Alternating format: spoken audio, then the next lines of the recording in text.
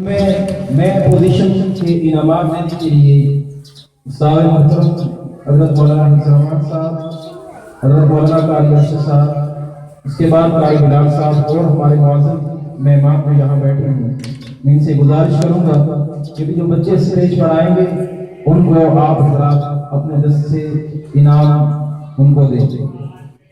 سب سے جو پہلی کلاس ہے کلاس نمبر 1، اس میں پہلی پوزیشن عرفان جنہوں نے 93 نمبر حاصل کیے 93 100 میں سے پہلی پوزیشن لے کر یہ پہلے نمبر پر آئے کلاس نمبر 1 میں۔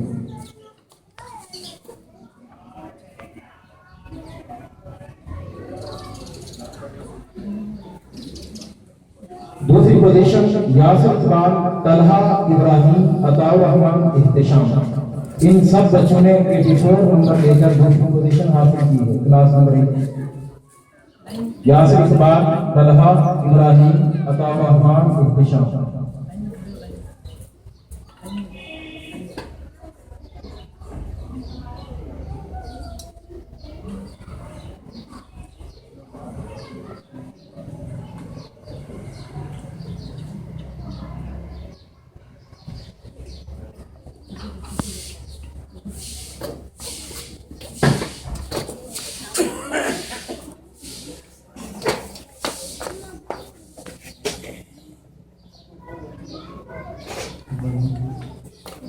تیسری پوزیشن کامران، بلکہ تیسری پوزیشن میں کامران اور مدثر ہیں، انہوں نے تیسری پوزیشن حاصل کی، کامران اور مدثر۔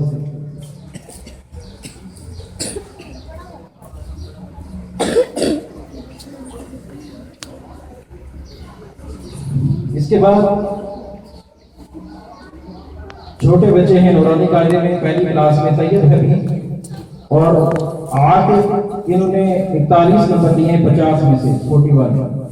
یہ دو بچے ہیں جنہوں نے پہلی پوزیشن حاصل کی ہے، طیب حبیب اور عاطف۔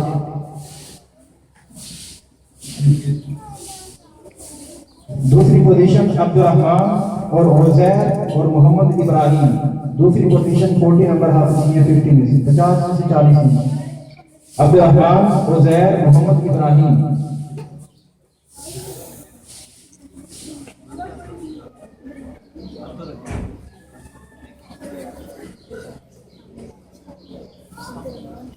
تیسری پوزیشن ثاقب، 39 نمبر لی ثاقب۔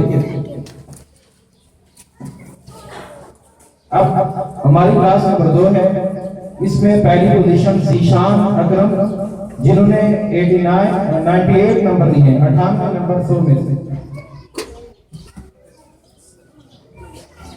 دوسری پوزیشن ہارون کریم ہے، اس نے صرف حفظ کا امتحان دیا ہے، 94 نمبر لے کر دوسری پوزیشن۔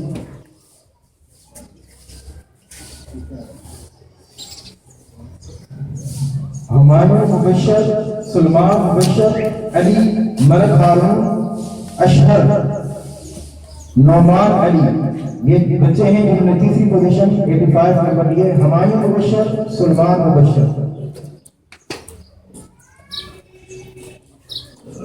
اس کے ساتھ علی ہے، اشہر ہے، نعمان علی ہے۔ دو بچے ہیں جو ابھی یہاں پر موجود نہیں ہیں، ملک ہارون اور علی، اور اسی طرح نورانی قاعدے کے بچے ہیں، موسیٰ عمران 41 نمبر لیے ہیں 50 میں سے۔ پہلی پوزیشن موسیٰ عمران، دوسری پوزیشن حیدر علی جس نے 40 نمبر لیے ہیں، اور تیسری پوزیشن حارث علی 39 نمبر 39 نمبر لیے 50۔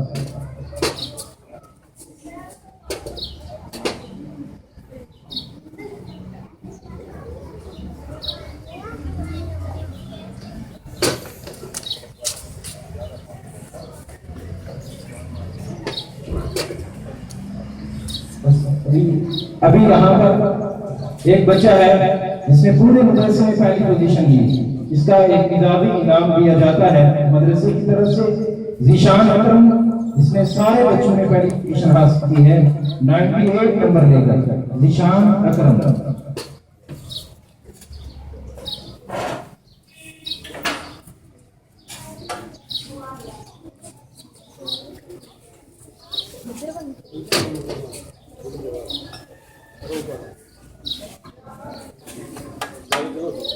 यहाँ पर जो बच्चे कुरान करीम मुकम्मल कर लेते हैं, ऐसे बच्चों को मदरसे की तरफ से असनाद दी जाती है।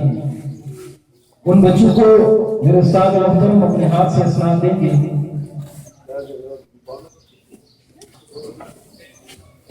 इसमें है पहली क्लास में मुदस्सिर इकबाल, मोहम्मद कामरान बिन मोहम्मद ताज, यासिर इकबाल बिन कमर इकबाल। ये बच्चे हैं जिन्होंने कुरान करीम नादरा मुकम्मल किया है। और एक और बच्चा है अब्दुल्ला अदनान, दूसरी क्लास में।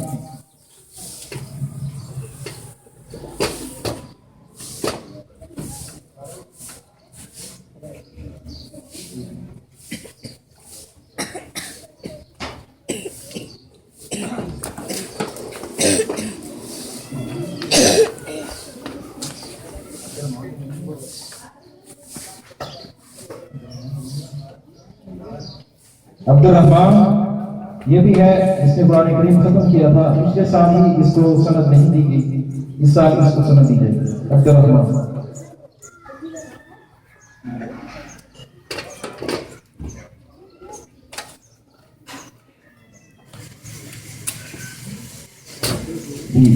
अली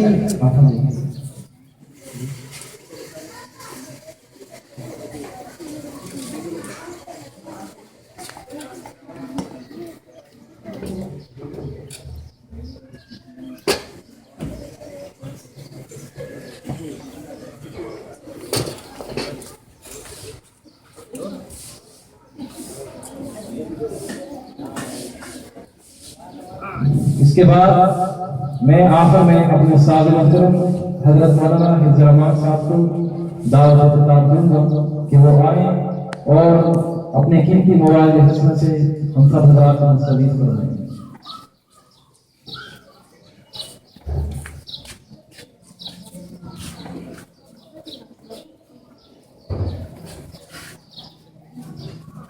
नहमदुहु व नसल्ली व नसल्लिमु अला रसूलिल करीम। अम्मा बाद फ़अऊज़ु बिल्लाहि मिनश शैतानिर रजीम। बिस्मिल्लाहिर रहमानिर रहीम। इन्ना नहनु नज़्ज़लना ज़िक्रा व इन्ना लहु लहाफ़िज़ून। वक़ाल नबी सल्लल्लाहु अलैहि वसल्लम खैरुकुम मन तअल्लमल क़ुरआन व अल्लमा औ कमा क़ाल नबी सल्लल्लाहु अलैहि वसल्लम। तमाम हज़रात मोहब्बत के साथ दुरूद पाक पढ़ें। अल्लाहुम्मा सल्लि अला मुहम्मद व अला आलि मुहम्मद कमा सल्लैता अला इब्राहीम व अला आलि इब्राहीम इन्नका हमीदुम मजीद। अल्लाहुम्मा बारिक अला मुहम्मद व अला आलि मुहम्मद कमा बारकता अला इब्राहीम व अला आलि इब्राहीम इन्नका हमीदुम मजीद। रब्बि इश्रह ली सदरी व यस्सिर ली अमरी वहलुल उक़दतम मिन लिसानी यफ़क़हू क़ौली। सदक़ल्लाहुल अज़ीम। इंतहाई वाजिबुल एहतराम बुजुर्गों,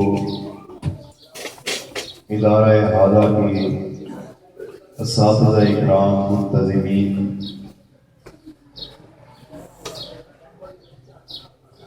इस कुरान अज़ीज़ के गुलिस्तान के पढ़ने वाले तुलबा, ये मेरा आपका इस मजलिस में आना, आके बैठना, ये हमारी अपनी मर्जी और इख्तियार से नहीं। जैसे मौलाना अशरफ साहब ने नबी पाक सल्लल्लाहु अलैहि वसल्लम की एक हदीस मुबारक का अपने बयान में तस्करा फरमाया है कि वो मजलिस जिसमें अल्लाह का तज़किरा हो, अल्लाह के प्यारे हबीब सल्लल्लाहु अलैहि वसल्लम का तज़किरा हो, कुरान की महफिल हो, उस मजलिस में बैठने वाले लोगों को अल्लाह ताला मुआफ़ फरमा देते हैं।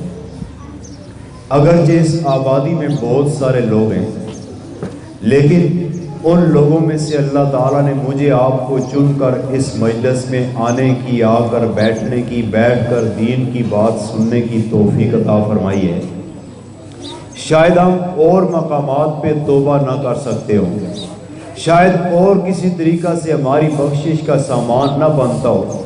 अल्लाह तबारक व तआला ने ये मौका हमें देकर इस मजलिस में बुलाकर हमारे गुनाहों की मुआफ़ी का ऐलान। और उस हदीस मुबारक के आखिर में आता है, जब अल्लाह ताला फरमाते हैं मेरे फरिश्तों ان لوگوں کے گناہوں کو میں معاف کرتا ہوں۔ تو ایک فرشتہ عرض کرتا ہے باری تعالیٰ ایک بندہ ایسا آیا تھا جو اس مجلس کے سننے کی غرض سے نہیں آیا تھا، کسی بندے کو ملنے آیا تھا، وہ بندہ وہاں تھا، اس کے پیچھے وہ شخص بیٹھ گیا تھا۔ اللہ تعالیٰ فرماتے ہیں میرے فرشتوں بتلاؤ کیا وہ بندہ اس مجلس میں بیٹھا تھا؟ فرشتہ عرض کرتا ہے جی رب تعالیٰ وہ وہاں پہ بیٹھا تھا۔ اللہ تعالیٰ فرماتے ہیں اگرچہ وہ وہاں بیٹھنے کی نیت سے نہیں آیا تھا، لیکن اس مجلس میں جب بیٹھ گیا تو میں اللہ تبارک و تعالیٰ اس کی بخشش کا اعلان کرتا ہوں، اس کی بخشش پر بھی تم گواہ بن جاؤ۔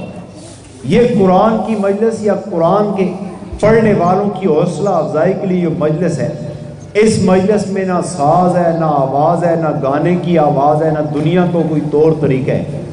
اللہ کے پیارے پیغمبر صلی اللہ علیہ وسلم کے فرامین پڑھے گئے، اللہ کے قرآن کی آیات کا ترجمہ کیا گیا۔ یقیناً یہ مجلس میرے آپ کے لیے انشاءاللہ آخرت میں بخشش کا سامان بنے گی۔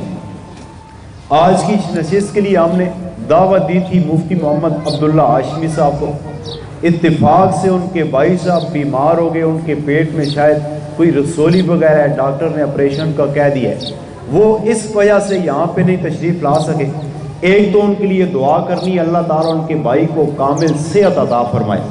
پھر اس مجلس میں جب ہم آ گئے ہیں، حاضری ہم نے لگانی ہے، تو وقت میں نے تو اپنے ذہن میں رکھا ہے 10 منٹ، جن میں سے 5 منٹ گزر گئے ہیں، 5 منٹ باقی رہ گئے۔ قرآن عزیز کے ساتھ جب ہماری محبت ہوگی تو یہ قرآن ہمیں دنیا میں بھی کام آئے گا، دنیا سے جانے کے بعد قبر میں بھی کام آئے گا، قبر سے اٹھ کر جب میدان محشر میں اللہ کے قیامت کے دن پہنچیں گے وہاں بھی کام آئے گا، اور پھر جب مسلمان قرآن کے پڑھنے والے جنت میں پہنچ جائیں گے تو یہ قرآن جنت میں بھی کام آئے گا۔ ایک واقعہ آتا ہے ایک کتاب میں مخزن اخلاق میں کہ ایک حافظ قاری اپنے استاذ کے ساتھ پڑھتا رہا، جب وہ حافظ عالم قاری بن گیا تو اس کو استاذوں نے کہا کہ یہ رکا لے جاؤ، فلاں گاؤں کے اندر چلے جانا، وہاں ایک مسجد ہے، وہاں مسجد میں اللہ کے دین کا کام کرنا، قرآن پڑھنا پڑھانا، وہاں کے منتظمین کو میرا یہ خط دے دینا۔ وہ حافظ قرآن وہاں سے چل پڑا، عالم تھا۔ راستے میں کئی بستیاں آئیں، پیدل سفر کا زمانہ تھا۔ ایک بستی ایسی آئی جس بستی سے اس کا گزر ہوا تو کچھ لوگ وہاں پہ جمع کھڑے ہوئے، انہوں نے دیکھا کہ سر پہ پگڑی باندھے ہوئے ہے، چہرے پہ داڑھی ہے، سنت کے مطابق لباس ہے، شاید حافظ قاری عالم ہو۔ بھاگ کے آئے، اس کو راستے سے روک کے کہنے لگے کہ ہماری ایک پریشانی ہے، آپ ہمیں عالم حافظ قاری لگتے ہو، ہماری اس پریشانی میں ہماری مدد کر دو، ہماری پریشانی ختم ہو جائے۔ وہ کہنے لگے اچھا بتلاؤ کیا معاملہ ہے، میں تو کسی کام سے جا رہا ہوں۔ محلے کے لوگ، اس آبادی کے لوگ کہنے لگے ہمارے اس خاندان کا، اس قبیلے کا ایک بڑا بزرگ شخص، بندہ بوڑھا فوت ہو گیا، ہم میں کوئی ایسا نہیں ہے جو اس میت کو غسل دے سکے، ہم میں کوئی ایسا نہیں ہے جو اس کو کفن پہنا سکے صحیح طریقہ سے، اور ہم میں کوئی ایسا شخص نہیں ہے جو اس کا صحیح جنازہ پڑھا سکے، ہم میں کوئی عالم بندہ موجود نہیں ہے۔ اگر آپ عالم ہیں تو یہ کام کر کے چلے جائیں، ہماری پریشانی حل ہو جائے گی۔ مسلمان ثواب کا طلبگار ہے، اور اس مسلمان کو پتہ ہے جس نے نبی پاک صلی اللہ علیہ وسلم کی تعلیمات پڑھی ہیں، سنی ہیں، سیکھی ہیں۔ نبی پاک صلی اللہ علیہ وسلم کا ارشاد ہے جو مسلمان کسی مسلمان میت کو اللہ کی رضا کے لیے غسل دیتا ہے، اللہ کی رضا کے لیے غسل دیتا ہے، یہ غسل دے کر بعد میں فارغ ہوتے اللہ تبارک و تعالیٰ اس غسل دینے والے کی ساری زندگی کے گناہوں کو پہلے معاف فرما دیتے۔ وہ حافظ صاحب گئے، انہوں نے کہا ٹھیک ہے میں اس کا اجر پاؤں گا، میت کو غسل دی، اس کو کفنایا، پھر اس کا جنازہ پڑھایا۔ جنازہ پڑھانے کے بعد جب قبر پہ پہنچے تو لوگ کہنے لگے جی قبر میں اتارنے کا صحیح طریقہ بھی ہمیں نہیں آتا ہے، وہ بھی سکھلا دیں اور اس میت کو قبر میں اتار دیں۔ انہوں نے قبر میں اتارا، مٹی ڈالی گئی، دعا پڑھی، انہوں نے آگے چل پڑے۔ جب آگے گئے تو دیکھتے ہیں ان کی جیب میں جو ان کے استاذ کا خط تھا وہ خط موجود نہیں ہے۔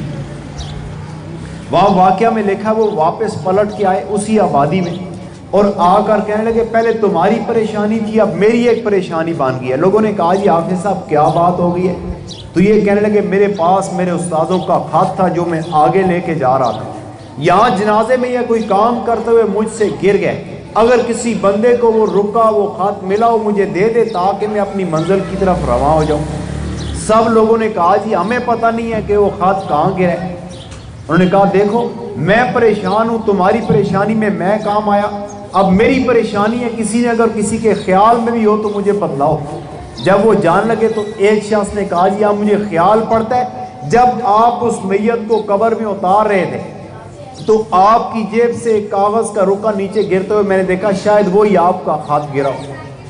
انہوں نے کہا دیکھو میں تمہاری پریشانی میں کام آیا ہوں، تم میری پریشانی میں کام آؤ، آؤ اس مٹی میں سے ہم نکالتے ہیں، وہ میرا رکا خط مجھے نکال کر دے دو۔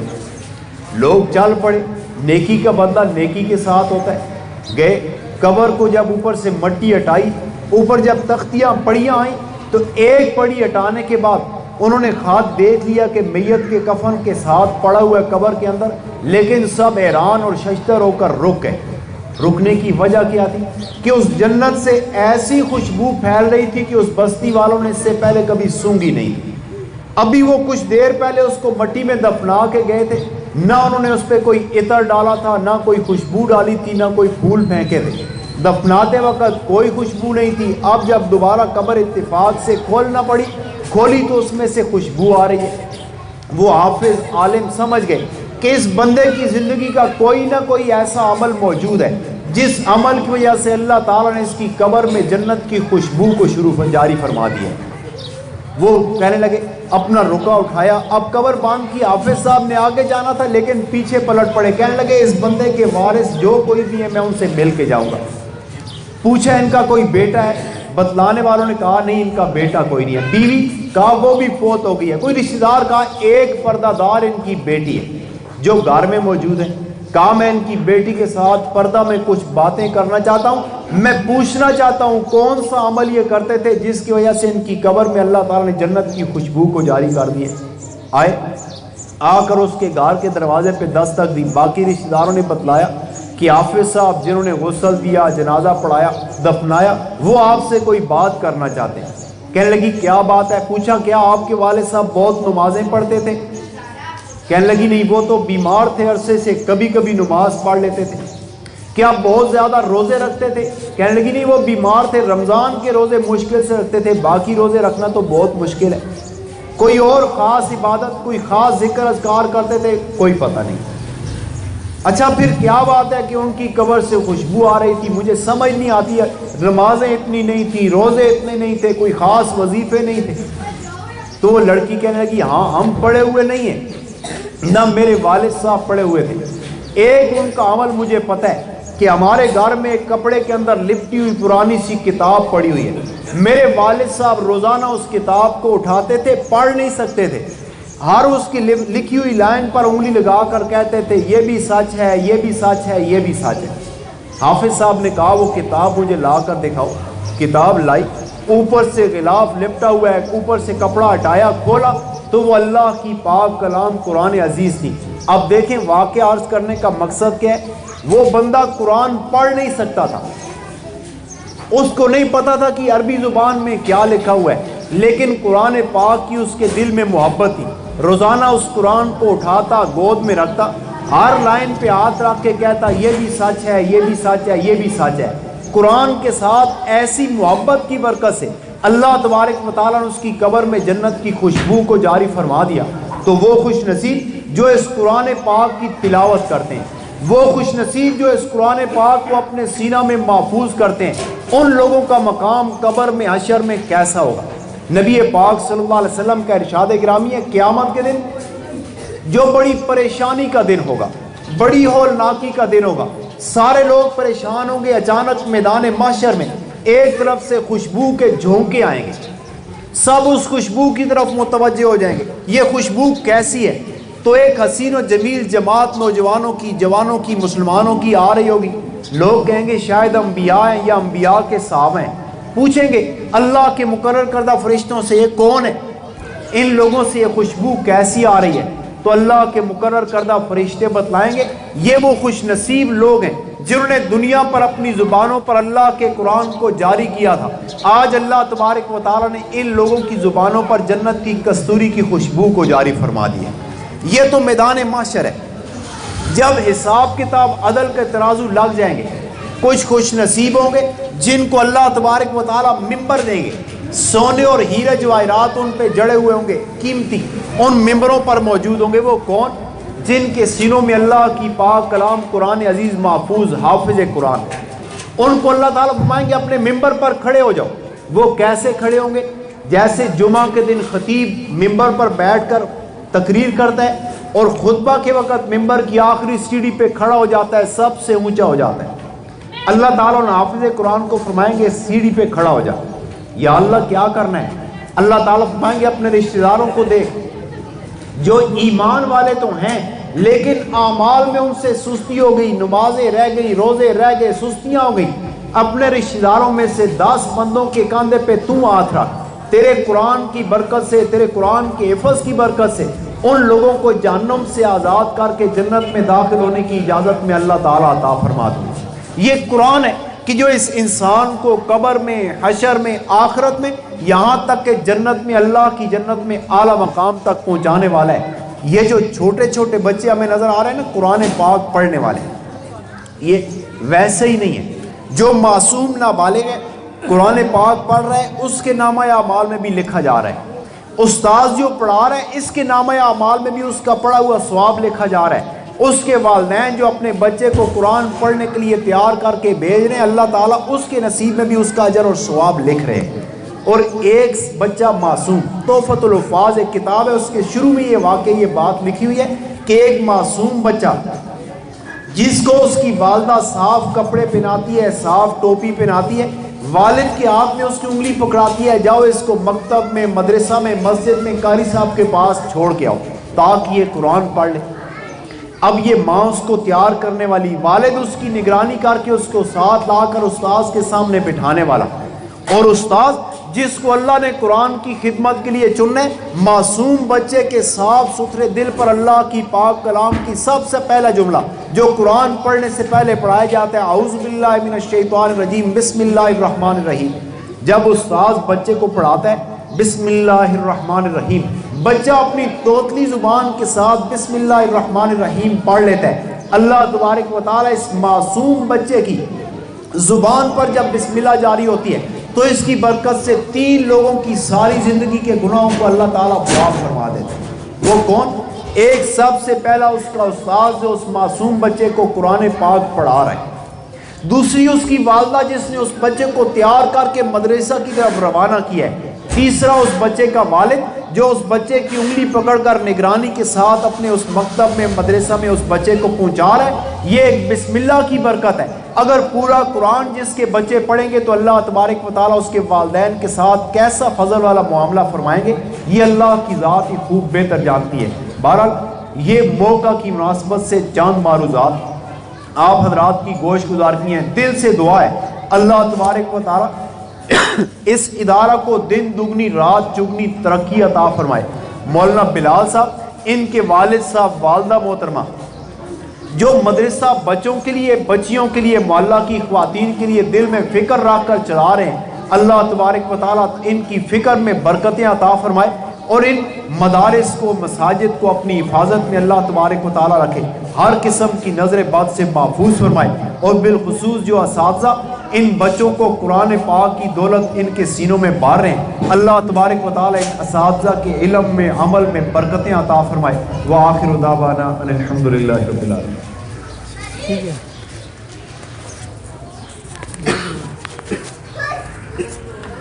بات بتانا کھانا